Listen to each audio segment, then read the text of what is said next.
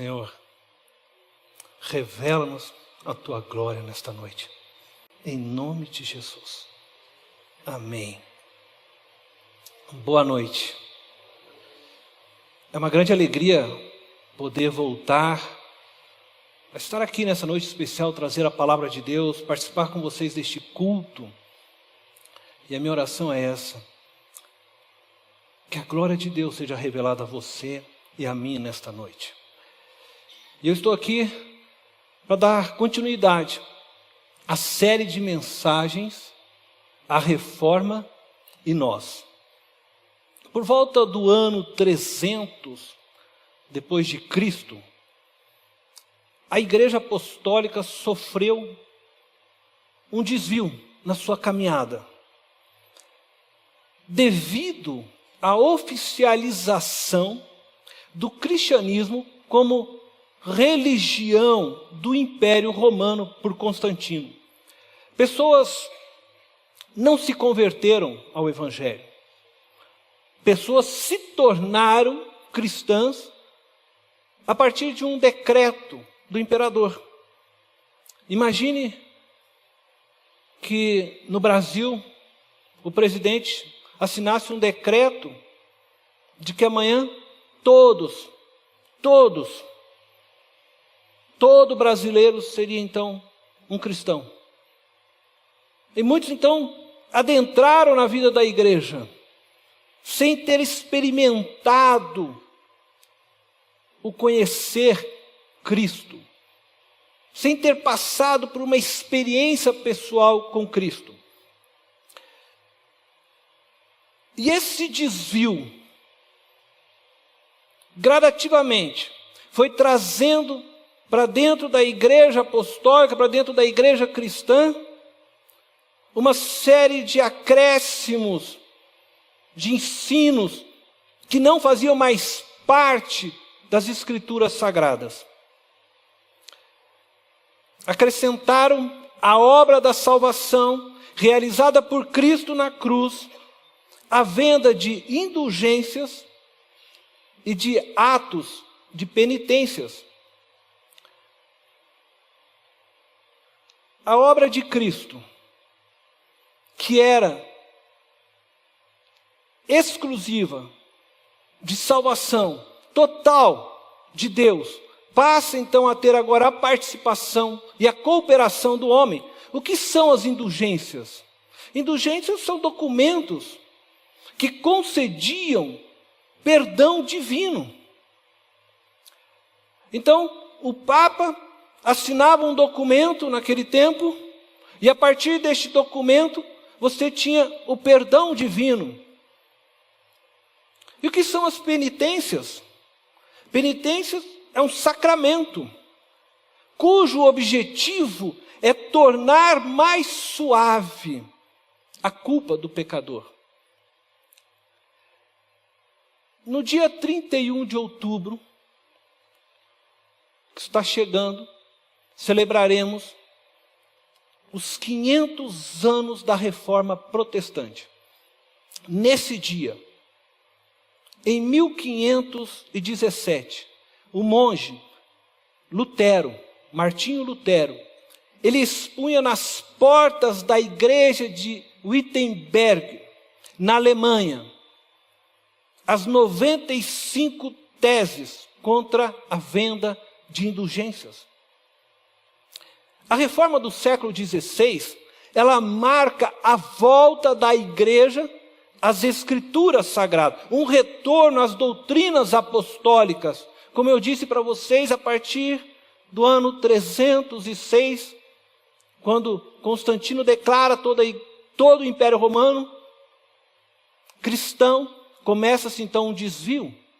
E em 1517 a igreja começa então um caminho de retorno, de volta às doutrinas dos apóstolos. O lema da reforma protestante é: Igreja reformada sempre reformando. E o que isso significa? Não significa que a igreja reformada, que a igreja protestante todo ano precisa construir uma sala nova, precisamos fazer uma reforma. Nós não estamos falando de uma reforma estrutural, física. Não que a igreja precisa comprar novos ventiladores. Não, nós estamos falando de que uma igreja que está sempre reformando, ela deve estar sempre se autoexaminando. Ela precisa sempre olhar para si a partir das Escrituras. Examinar sua fé e prática a partir das Escrituras. Eu quero dizer algo pessoal, porque eu acredito que a igreja, ela não deve voltar somente às Escrituras para se autoexaminar, para verificar se sua fé e se sua prática estão de acordo com as Escrituras. Mas acredito que a igreja reformada também precisa voltar às Escrituras para responder às perguntas que a sociedade contemporânea tem feito. Não podemos responder às perguntas dos nossos dias se não for através das Escrituras. Os reformadores nos deixaram 5 filtros que nos conduzem de volta às verdades das doutrinas dos apóstolos, chamados 5 solas. Eu quero convidar você a repetir ou a ler comigo essas solas. Sola fide, sola scriptura, solus Christus, sola gratia, soli Deo gloria. A palavra sola, ela tem sua origem do latim, significa somente ou só em português. As 5 solas, elas definem os princípios fundamentais da reforma. Elas sintetizam os credos teológicos dos reformadores. Hoje nós iremos refletir na solus Christus, ou somente Cristo. E daqui em diante eu vou tratar desta forma. E nessa mensagem eu quero me deter a responder uma única pergunta. Somente uma pergunta. O que significa a afirmação somente Cristo? Para responder esta única pergunta, nós temos 3 respostas possíveis. Primeiro, a reafirmação que Jesus Cristo é o nosso único mediador entre Deus e os homens. Isso significa dizer que não existe nenhum outro nome, nenhuma outra pessoa que possa ligar, que possa levar você a Deus. Não existe nenhuma instituição física que possa ligar você a Deus. A igreja, ela proclama a mensagem de Deus. Jesus disse o seguinte a respeito de si mesmo: eu sou o caminho, a verdade e a vida. Ninguém vem ao Pai senão por mim. Preste atenção, Jesus não disse ninguém vai ao Pai. Jesus diz ninguém vem ao Pai senão por mim. Pense sobre isso. A segunda resposta é a reafirmação que Jesus é suficiente para a nossa salvação. Nós não precisamos de mais nada além de Jesus para a nossa salvação. Nós não precisamos de fazer nenhuma obra ou deixar de fazer algo, porque Cristo fez tudo que era necessário ser feito. Cristo, quando na cruz morreu, pagou o preço dos nossos pecados do passado, presente, dos pecados que viremos a cometer, dos pecados do futuro. Cristo foi suficiente para a nossa salvação. Portanto, Eu vou dizer para você, você não precisa fazer corrente de oração para alcançar bênção, graça de Deus. Você não precisa fazer atos de penitências,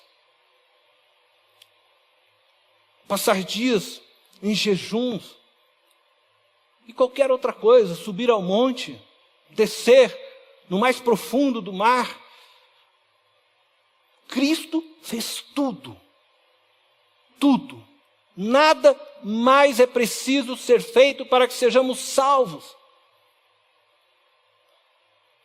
Apenas receba aquilo que Cristo já fez por você. E a terceira reafirmação é que Jesus é o único objeto de nossa fé e amor. E hoje eu quero trabalhar com vocês nessa reflexão, nessa resposta. Jesus é o único objeto de nossa fé e de nosso amor. E eu quero dizer para você que somente Cristo é um grito para que não nos esqueçamos que Cristo e somente Cristo é o objeto de nossa fé e do nosso amor. E por que esse grito é necessário hoje? Porque diante de uma cultura pluralista e relativista, devemos reconhecer que seremos tentados a diminuir o valor de Cristo em nossa fé. Se eu não estiver errado, eu sou meio ruim com datas, mas acredito que há 2 anos atrás o pastor Jonas Madureira esteve aqui numa programação nossa do Doxa, e ele disse sim que a pluralidade, ela não é nenhum problema. E ele diz que nós devemos celebrar a pluralidade. E eu quero dizer que eu concordo com ele.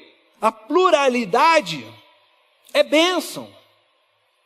Deus, nosso Deus, fez o mundo plural. Nós olhamos na natureza e nós percebemos diversas cores. Nós percebemos pessoas diferentes umas das outras. Nós olhamos para os animais, percebemos uma diversidade de animais, frutas das mais diversas. Porque Deus é um Deus criativo. Por isso, a pluralidade. Então, pluralidade é bênção. Imagine se não houvesse, então, pluralidade. Imagine se Deus não tivesse criado tantas coisas. Imagine você, se Deus tivesse feito só o coco. Como é que o pastor Eduardo ia estar? Pensa se Deus tivesse feito só Giló. Graças a Deus pela pluralidade, bênção de Deus. Agora existe um problema. A pluralidade, preste atenção nisso, como um modo de vida, ela é uma visão de mundo construída sobre a base do relativismo, onde todas as verdades são aceitas e não conflitantes. No relativismo não existe uma verdade absoluta. E eu vou tentar explicar isso de uma maneira simples. Você com certeza já foi numa praça de alimentação de um shopping center. Imagine você chegando na praça de alimentação então do shopping center, e aí você percebe que ali existe McDonald's, existe um local que vende comida italiana, outro local comida japonesa, um outro local comida mineira, e assim por diante. Uma diversidade, uma pluralidade de alimentos. Pense nisso, uma pluralidade de verdades. E você se identifica com uma dessas verdades. Você senta ali naquela praça e você olha para tudo aquilo e você vai atrás daquele prato que você prefere. Aquela é a sua verdade. E talvez para você, apenas como exemplo, seja um filé à parmegiana. E você vai lá, se serve, senta na mesa, e ao seu lado está diversas pessoas. Um está comendo um McDonald's, o outro está comendo um prato italiano, o outro um prato chinês, japonês, mexicano.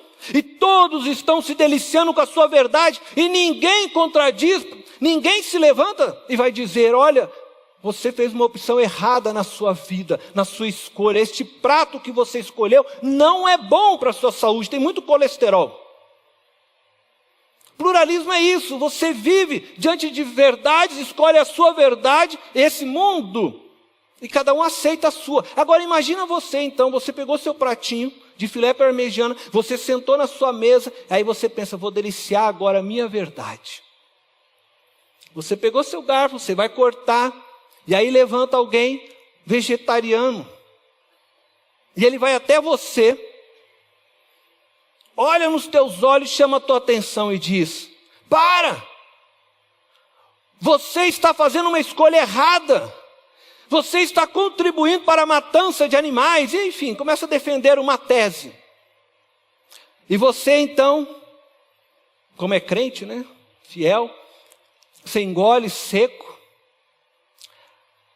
e pensa com você, né? Que cara chato. Cristianismo é ser neste mundo o vegetariano. Entende? Nós temos uma mensagem exclusivista. Somente Cristo. Diante de um mundo que tem diversas opções, mas nós somos chamados por Deus a nos levantarmos de nossa mesa e irmos em direção àquele que está em pecado e anunciarmos a ele que é somente Cristo a verdade. Porque se não fizermos, esta pessoa estará condenada a uma eternidade de dissabor. E aí eu vou dizer para você, aquela pessoa a qual você vai em direção a ela, ela pensa, que cara chato. Ele quer me convencer que a religião dele é a verdade absoluta. Ele quer me convencer que só Cristo salva. Não espere que você seja amado por essa sociedade. Eu quero convidar você a assistir um vídeo nesse momento comigo. Vou pedir ao pessoal passar o vídeo.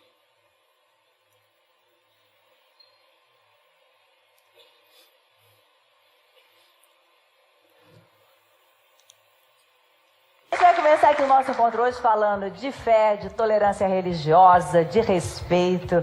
E eu recebi um vídeo e muita gente viu. Ela postou esse vídeo nas redes sociais, fiquei com muita vontade de conhecê-la. Chega aqui, tudo bem? É um vídeo super bacana. Ela postou nas redes, teve mais de 1 milhão de visualizações e muitos compartilhamentos. E aí a gente vai fazer o seguinte, a gente vai começar a ver o vídeo. E aí depois, como eu estou com você aqui, vou pedir para você continuar o seu poema, que fala exatamente sobre união aqui, tá bom? Então vamos ver juntas e de onde parar depois a gente toca por aqui, tá bem? Vamos ver. 4 pontos tem minha religião. Faço deles a minha filosofia e faço deles a minha ação. Viva, creia, ame e faça. Essa é também a minha oração. Viva a sua filosofia, ame a sua arte. Creia na sua religião e faça a sua parte. Mas não use a sua religião para tentar reprimir o outro. Somos 7 bilhões de mentes no mundo e querer que todo mundo creia na mesma coisa é no mínimo um papo de louco. Eu respeito todos os que têm fé, eu respeito todos os que não a têm, eu respeito quem crê em um Deus, e eu respeito quem não crê em ninguém. Eu gosto de quem tem fé no universo, eu gosto de quem tem fé em si mesmo, eu gosto de quem tem fé no verso, e eu gosto dos que andam a esmo. Um abraço para quem é da ciência, um abraço para quem é de Deus, um abraço para quem é da arte e um abraço para quem é ateu. Axé para quem é de axé, amém para quem é de amém, blessed be para quem é de magia e amor para quem é do bem. Intolerância religiosa é a própria contradição. Religião vem do latim religare, que significa união. Então para de dividir o mundo entre os que vão e os que não vão para o paraíso. O nosso mundo está doente em tudo, enquanto nós perdemos tempo brigando por isso. Ao invés de dividir as religiões entre as que são do mal e as que são do bem, que tal botar sua ideologia no bolso e ajudar aquele moço que de frio morre na rua, desamparado e sem ninguém? Os grandes mestres já disseram que precisamos de união. Então, por que não fazer do respeito também uma religião?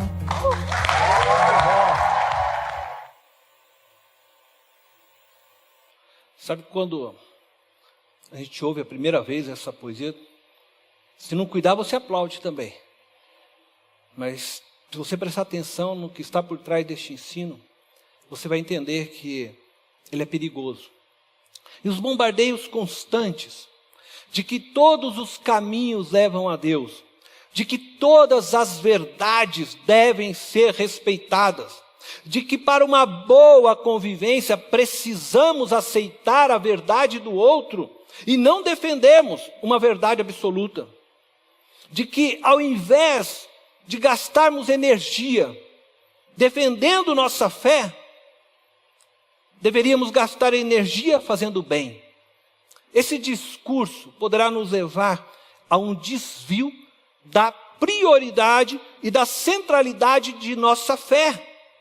Cristo deixará aos poucos de ser o alvo do nosso amor e a razão maior de nossas ações e práticas.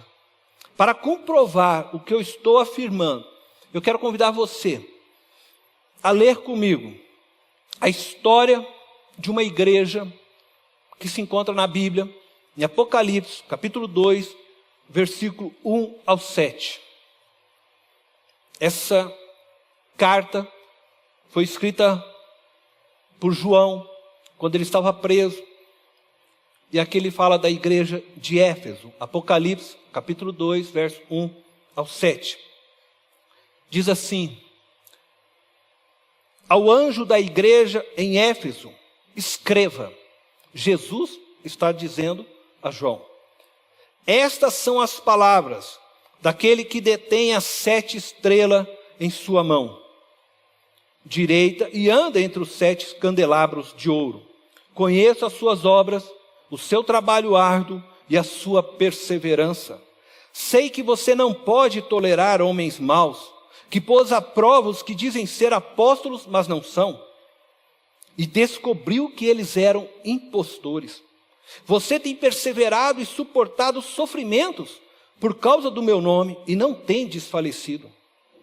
Contra você, porém, tenho isto: você abandonou o seu primeiro amor. Lembre-se de onde caiu, arrependa-se e pratique as obras que praticava no princípio.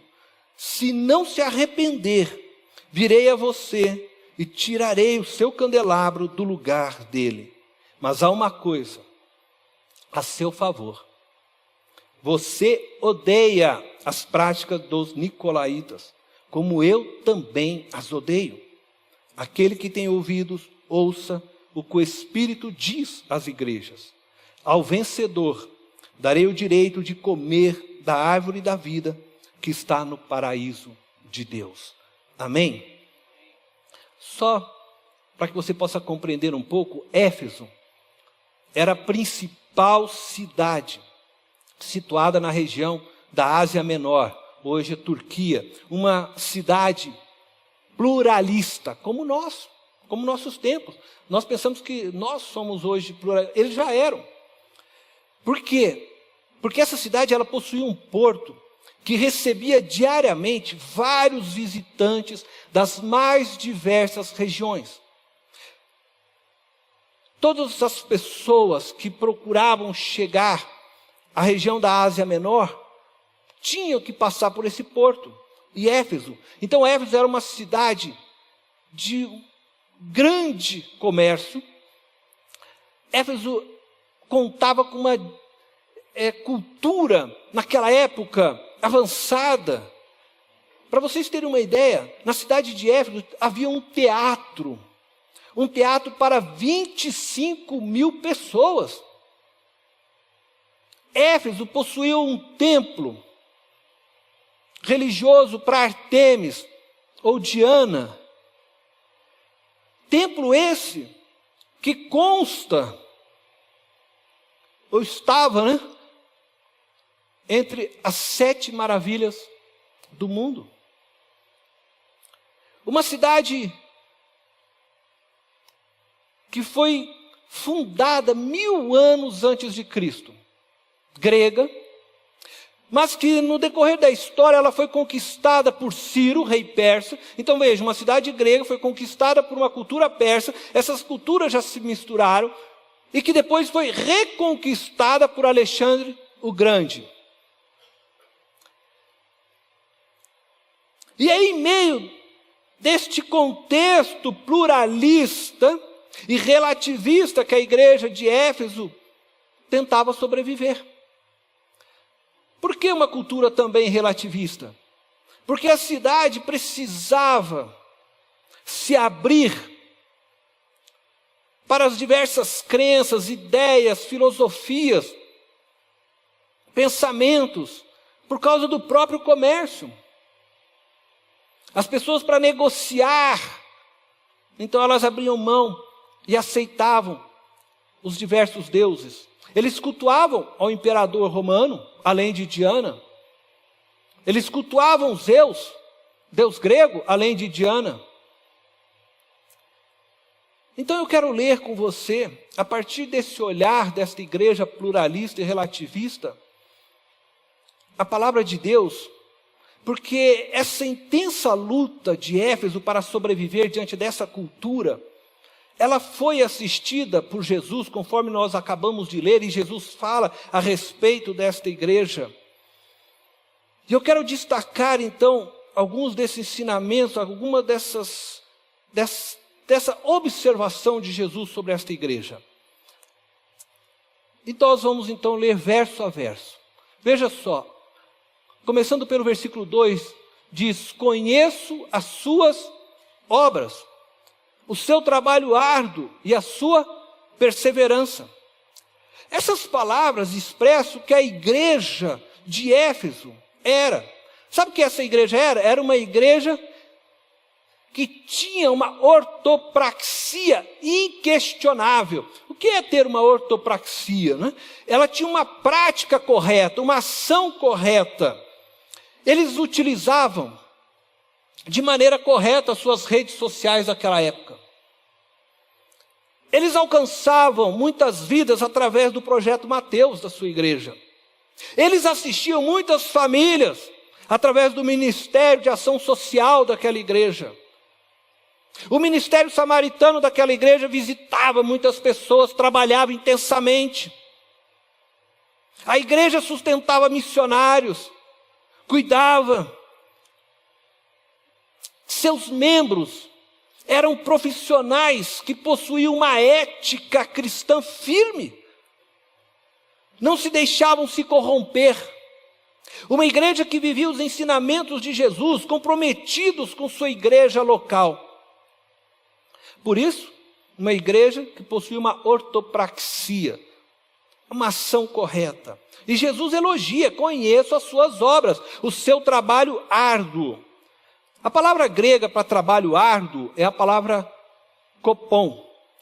Ela significa labor até a exaustão. Era uma igreja que trabalhava até a exaustão. Essa era a igreja. Uma igreja ativa, dinâmica, cheia de programações. Uma igreja relevante àquela sociedade.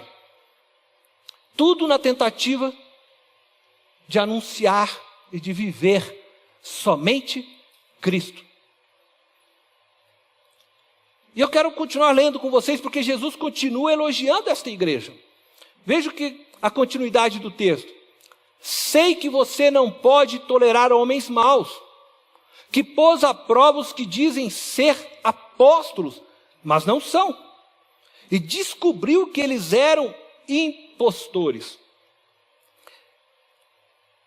Aí nós percebemos que nós estamos também uma igreja que, além de uma ortopraxia, ela era uma igreja ortodoxa.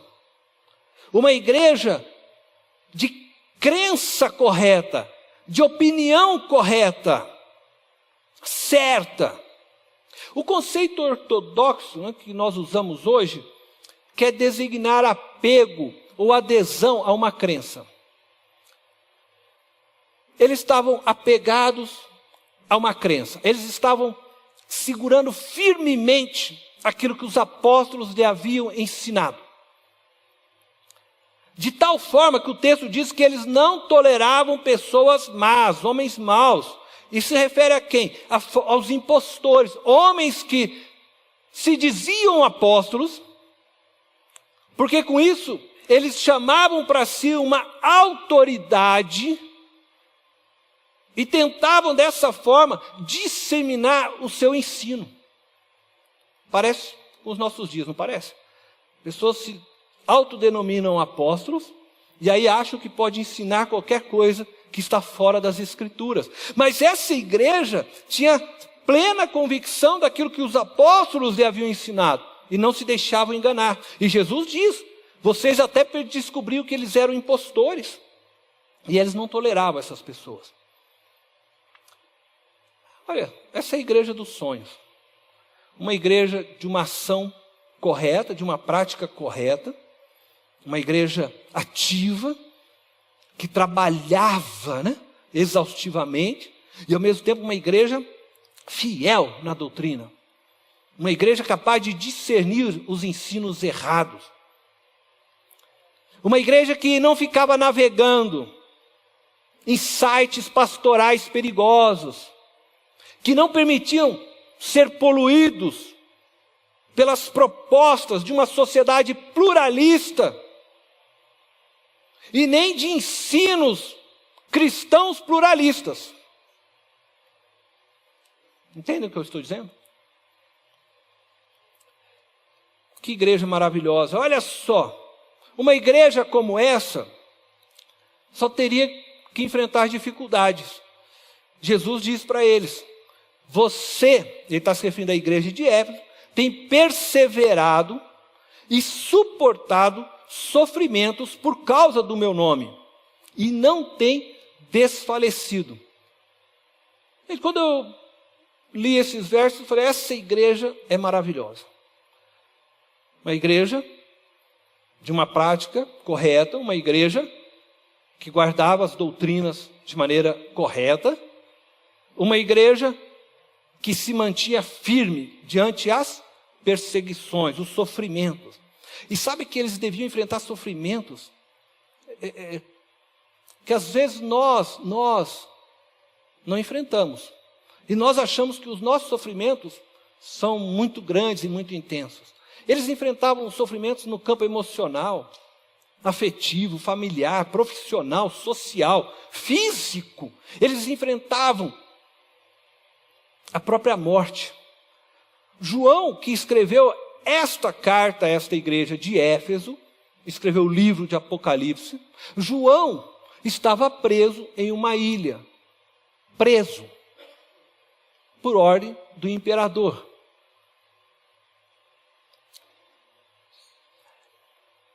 E ele não era o único cristão que enfrentava essas dificuldades. Agora, uma igreja que é fiel na doutrina, uma igreja que tem uma conduta correta, uma prática correta, com certeza passaria por sofrimentos e perseguições. Imagina um jovem da igreja de Éfeso. Aí ele vai lá no shopping de Éfeso, ele está lá passeando, e os olhos dele percorrem, e ele encontra uma linda jovem da sociedade de Éfeso. E ele vai paquerando, e os olhos dela percebem os olhos dele, aqueles olhos se encontram, se apaixonam e começam a sair.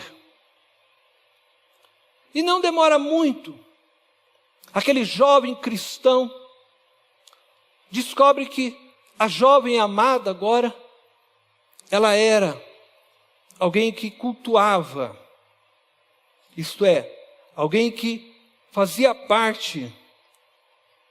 Gente, só um negócio. Eu encostei aqui e tirei tudo aqui. Alguém que fazia parte de um culto no templo de Diana, ou Artemis. E aquela jovem era acostumada a adorar Artemis.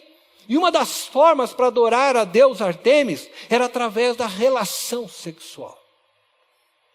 Aí então ela quer convidar aquele jovem cristão para adorar Artemis com ela. Vamos para casa adorar Artemis, querido? E ele precisa se posicionar. E aí ele se posiciona, porque eles eram ortodoxos, firmes na fé. Imediatamente ele passa a ser zombado. Você é de outro mundo? De onde você veio? Se fosse nos nossos tempos, ela ia dizer, você é boiola? Gente, esse não era o único problema. O pai O pai que precisava sustentar a sua casa e ia para o comércio, precisava vender seus produtos, mas aí ele não cultuava os deuses aceitos pelaquela sociedade. E quando ele não cultuava esses deuses, a própria sociedade o rejeitava e já não compravam mais os seus produtos. Esse pai ia ter dificuldade financeira, com certeza. Ele ia perder bens. Mas ele era fiel e firme. Ele não aceitava fazer um jeitinho de Éfeso, não. Um jeitinho como brasileiros dizem. Não. Ele não ia vender a sua ética e os seus princípios. É o que Jesus está dizendo. Você tem perseverado e suportado os sofrimentos por causa do meu nome. E não tem desfalecido. Jesus está elogiando esta igreja.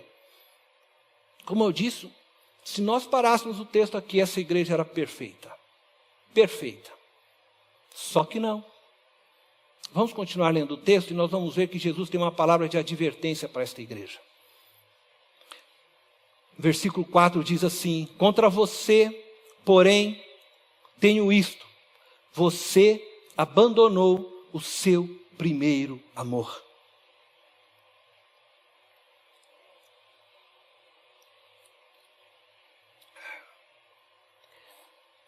A igreja de Éfeso, ela nos adverte, a mim e a você, que podemos viver uma prática cristã correta, que podemos ser zelosos com a nossa teologia, com a nossa crença, mas Jesus não ser o verdadeiro alvo do nosso amor. Eles faziam tudo que parecia perfeito. Talvez você entrasse nessa igreja e ia dizer: essa igreja é linda, amorosa, perfeita, mas eles estavam falhando em algo que era extremamente importante. Você abandonou seu primeiro amor. Nós, e você que já é cristão há mais tempo, nós corremos o risco, com o tempo, de amarmos mais a nossa fé do que o próprio Jesus. Nós corremos o risco de, com o tempo, amarmos mais a nossa teologia do que o próprio Jesus. Nós corremos o risco, e preste atenção, porque é preciso se autoanalisar dia após dia, para que você não caia nisto. Porque você pode começar a ler as Escrituras e entender de Deus e achar que está conseguindo dissecar Deus, como um médico que vem dissecando alguém numa mesa. Eu sei que Deus é todo poderoso, eu sei que só Jesus salva, eu sei disso, eu sei daquilo, porque eu li, o pastor me falou. Mas não amar Jesus, não ter uma relação pessoal com Ele, uma relação verdadeira e profunda com Ele. Começamos a nos apegar, muitas vezes, a uma fé nas crenças e não mais na pessoa de Jesus. Corremos o risco de amarmos mais o que fazemos por Jesus do que o próprio Jesus. Corremos o risco de amarmos mais o nome de Jesus do que o próprio Jesus. Esta igreja nos adverte a isto. Podemos nos tornar como Marta. A história de Marta e Maria. E amarmos mais o servir do que ficar aos pés de Jesus. Quando Marta e Maria estavam diante de Jesus, Marta estava servindo e ela ficou incomodada com Maria, que estava aos pés de Jesus. E Marta disse: Senhor, não te incomodas que ela fique aí enquanto eu sirvo? E Jesus disse: Marta, Maria escolheu a melhor parte. Não significa que as outras coisas não sejam boas, mas aquela era a melhor. parte. A melhor parte. Você pode fazer tudo certo. Mas se você não ter tempo com Jesus, se Cristo não for o único objeto do seu amor, tudo que você fizer não ecoa para a eternidade. Não tem sentido, não tem significado. Nós podemos orar, dizimar, participar dos cultos frequentemente e não termos mais amor em nossos corações por Jesus. Jesus disse certa vez que o primeiro e maior, não é o único, é o primeiro e maior mandamento, é amar a Deus de todo o seu coração, de toda a sua alma e de todo o seu entendimento. O que Deus realmente deseja de você e de todos nós é que o amemos, somente o amemos. Você realmente ama Jesus? O que te move a estudar a palavra de Deus? É o amor a Jesus? É o conhecimento a Jesus? O que te move a fazer boas obras? É o amor a Jesus? Ou o prazer de ver alguém feliz? E se a pessoa não ficar feliz? E se a pessoa não te agradecer? Somente Cristo é tornar Jesus o único objeto, o único alvo do nosso amor. E eu vou acelerar porque meu tempo já deu. Daqui a pouco ela vai mostrar para mim menos 10. Deus tem colocado coisas no meu coração que eu fosse revelar aqui a vocês hoje, eu não ia conseguir fazer isso em tempo. Mas eu vou abreviar, então eu quero pedir uma coisa agora. Atenta ao que eu vou dizer. Versículo 5 diz: lembre-se de onde caiu. Arrependa-se e pratique as obras que praticava no princípio. A palavra lembre-se, arrependa-se, estão indicando que nós precisamos voltar para o lugar onde caímos, onde nós deixamos de praticar as primeiras obras, onde nós deixamos de amar mais a Jesus e passamos a amar mais as doutrinas, passamos a amar mais as tradições, passamos a amar mais o serviço que fazemos, passamos a amar mais qualquer coisa, mas tudo que nós amarmos fora do lugar correto é idolatria. Todo amor fora do seu lugar é idolatria. Se Cristo não for o único objeto do amor, o alvo maior, o primeiro e único mandamento é esse, primeiro mandamento. Porque quando eu amo Deus, Deus me leva a amar o próximo. Mas se eu amo o próximo pensando que vou chegar a Deus, eu estou invertendo as coisas. Se Deus não é o primeiro objeto do seu amor, é idolatria. E a palavra diz: arrependa-se, pratique, arrependa-se, pratique as boas obras. Arrependa-se é metanoia. A palavra arrependa-se é metanoia. Metanoia vem da junção de duas palavras. Meta significa além de, nós, mente, além da mente. Entenda o que eu vou dizer para você, porque a gente sempre pensa metanoia, arrependimento, mas metanoia é uma mudança que vai além da atitude. Metanoia é dizer além da mente. Se eu quero somente Cristo na minha vida, eu preciso transcender a minha mente. Se eu quero somente Cristo na minha vida, eu preciso compreender que existe um pulo, que é um pulo de fé na pessoa de Cristo, que transcende, que me chama a ir além da mente. O reino de Deus está aqui, o reino de Deus está tão próximo. Jesus veio e disse: arrependei-vos, metanoia, porque o reino de Deus está próximo. O reino de Deus está próximo. Eu posso quase tocar no reino de Deus, mas se eu não transcender, se eu não ir além da minha mente, eu não toco nesse reino. Se eu ficar só no nível do conhecimento humano, intelectual, eu não toco nesse reino.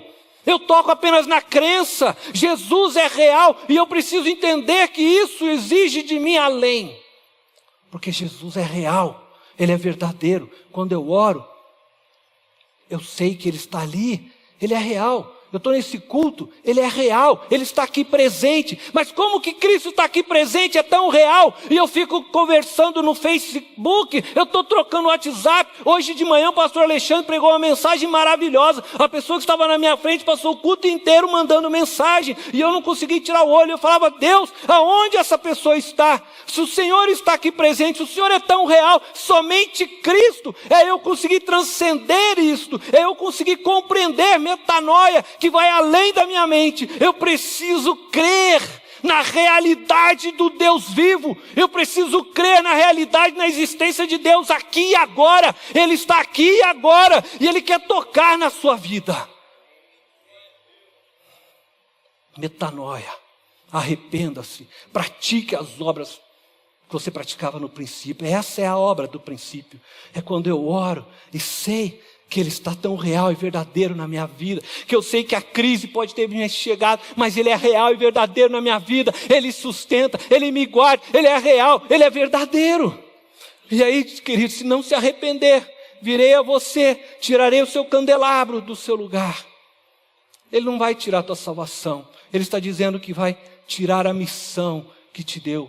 Você foi chamado para ser luz. Se você não se arrepender, se você não conseguir transcender, se você não viver metanoia, você não tem sentido dentro da igreja de Cristo, e Ele vai tirar. E eu vou te fazer uma pergunta. A Reforma Protestante, ela foi um movimento que levou a igreja a colocar sua fé e o seu amor unicamente em Jesus. Hoje é a oportunidade para você dar início a uma reforma na sua vida. Você está aqui hoje. E hoje é o tempo de você fazer uma reforma na sua vida. Recolocar Cristo como objeto único do seu amor. Se você se perdeu em algum lugar nessa caminhada, hoje é esse tempo. É o tempo de você levantar as mãos e dizer: somente Cristo na minha vida. Somente Cristo na minha vida.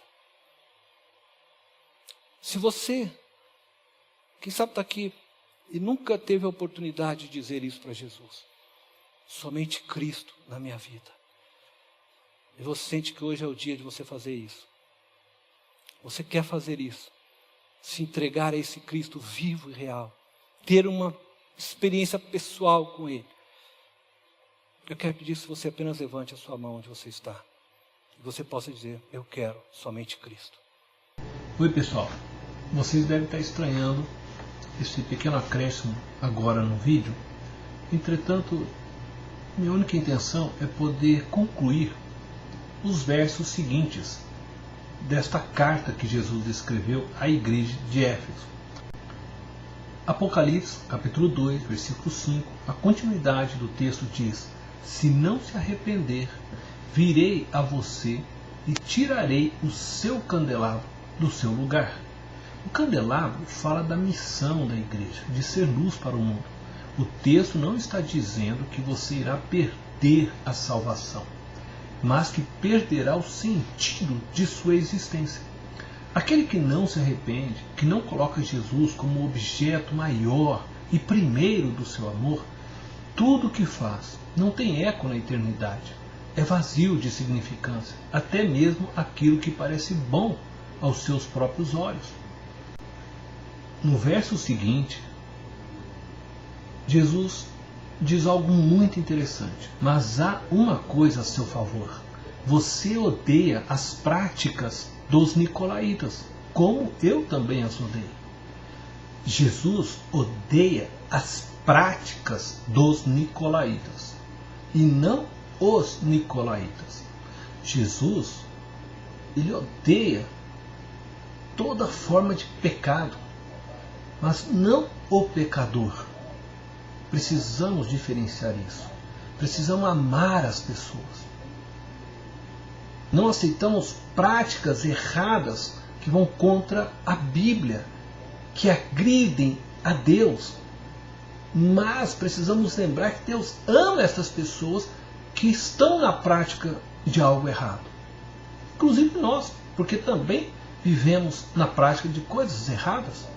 Temos que admitir, buscamos sim tentar acertar nossos passos, mas estamos sempre cometendo falhas.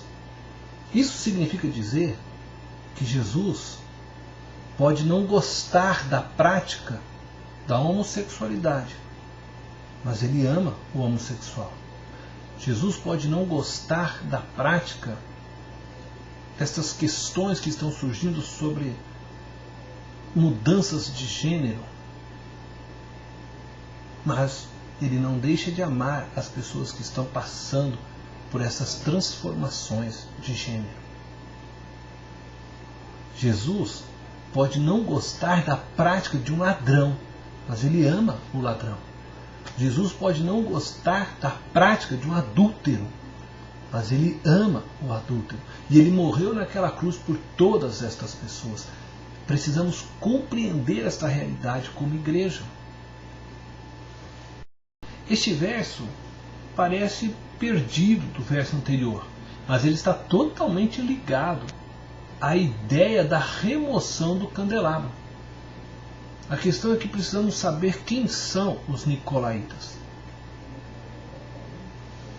Os nicolaítas eram uma seita que havia combinado a filosofia grega, a mitologia e os elementos do judaísmo ao cristianismo.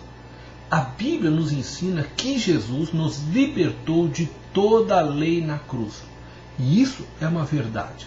Entretanto, os nicolaítas erravam ao afirmarem que uma vez que Jesus os libertara de toda a lei, eram livres para viverem da forma que desejassem, na prática da idolatria e da imoralidade, associando-se com as imundícias de uma sociedade pagã e corrupta. E essa, a carne, no entender deles, não participaria da redenção. Os nicolaítas receberam este nome porque eles eram seguidores de Nicolau. E segundo a tradição cristã, Nicolau foi um dos 7 homens escolhidos para a diaconia na igreja de Jerusalém, conforme descreve o texto de Atos, capítulo 6, verso 3 ao 5.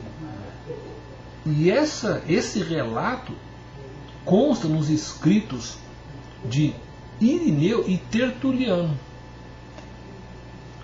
Nicolau, segundo o texto de Atos, ele era um homem cheio do Espírito Santo. Décadas depois se desviou, pois o amor por Jesus se esfriou, e possivelmente diante do desejo de viver uma espiritualidade politicamente correta aos seus dias, que lhe permitisse conviver em paz com a cultura pluralista e relativista de Éfeso, que lhe permitisse realizar bons negócios com os comerciantes de Éfeso e manter dessa forma uma vida economicamente bem-sucedida.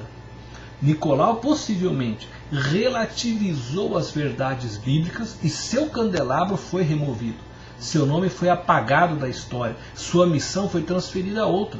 Assim como a igreja de Éfeso, a cidade foi destruída no ano 263 pelos godos, uma tribo germânica. E Jesus termina a carta com as seguintes palavras no verso 7. Aquele que tem ouvidos, ouça o que o Espírito diz às igrejas. Ao vencedor darei o direito de comer da árvore da vida que está no paraíso de Deus. Como se encontra sua paixão por Jesus? Ele te conhece. Ele sabe onde está o seu coração. E somente Cristo hoje é um convite para você restaurar sua vida. Se você tem amado mais o trabalho que faz por Jesus do que o próprio Jesus, se tem amado mais sua família do que o próprio Jesus, se tem amado mais estudar Jesus do que se relacionar com Ele, toma a decisão de voltar às primeiras obras, de colocar Jesus em primeiro lugar em sua vida. A Reforma Protestante foi um movimento que levou a igreja a colocar sua fé e amor unicamente em Jesus. E hoje é a oportunidade para você dar início a uma reforma em sua vida. Recoloque sua fé e amor unicamente em Jesus. E você possa dizer como os reformadores: somente Cristo na minha vida. Deus te abençoe.